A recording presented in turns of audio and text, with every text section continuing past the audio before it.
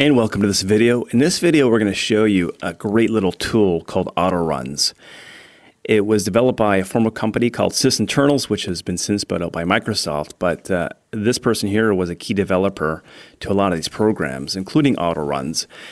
And if you want to speed up your computer, this is a good little tool to use.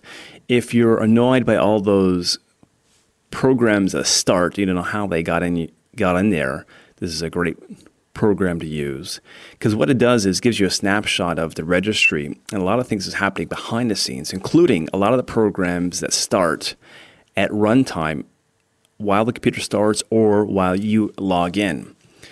So if you want to download Autoruns, what you do is just do a search on Autoruns and you'll come to technet.microsoft. That's the easiest way to do it. You just download it. It's a very small install. And then what you do is you go ahead and install it.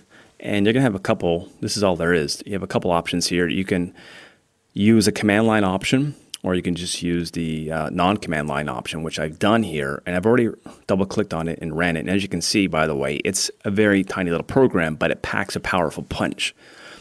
So here I've opened up Autoruns. You can see there's tons and tons of information here.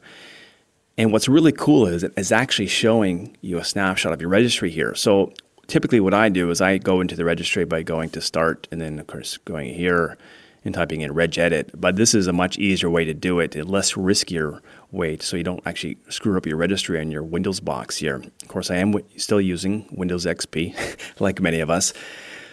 So let's take a look here very briefly. You can see all the different tabs here. It gives you a snapshot of the different things that are happening. Like I said, we're going to look at the registry here for log on and what's running there. But of course, you have things in Explorer, all the settings in Internet Explorer. You have scheduled tasks here, so you can just simply click on that and say, I no longer want that scheduled task, etc., etc. So just take a look at your own time. Let's go back to log on here. So scroll up here a little bit, and this will show you current version run. This means regardless of who's logging on, as soon as that computer starts, these are all the programs that are running.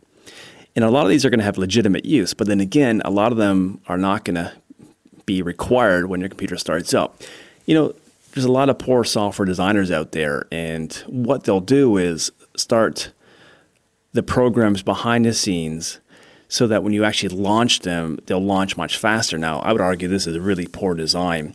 QuickTime and Adobe Reader are two culprits that constantly do that, and it's really annoying because not only that, they're actually using lots of memory in your computer as well. So not only do they makes your computer take a long time to start up, it also has all these things running in the background as well. So let's look at some of the processes here. See, you can tell these are all different processes. If I'm running more things, of course, it's using more memory. You can see all these things here add up over time. So what you need to do is just look at here and look for the more obvious things, low-hanging fruit here. If you're not sure what it is, then you know what, probably best not to uncheck it. Another cool thing is this is a good place for viruses to hang out. So what I'm going to do, I'm going to unclick this QuickTime task. That's really annoying to me. So that means next time that starts, meaning my computer starts, that won't be started. I've already been through here before. The other place you want to look at is current version run for the hotkey current user. So if you go back up here again, this is for local machines. So that means these are always going to start when the machine starts. This one's means, since this hotkey current user means only when that specific user, which is the one I'm logged in as right now, these things will start. So this one is really annoying as well. I don't know why these programs insist, or these companies insist on putting this stuff in without asking you, but it did. So I'm going to uncheck that because I don't want Yahoo Messenger starting when I log in.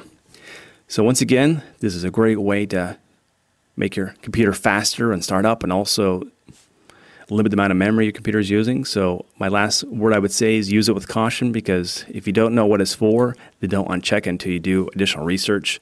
So that's it. Thanks for watching this video.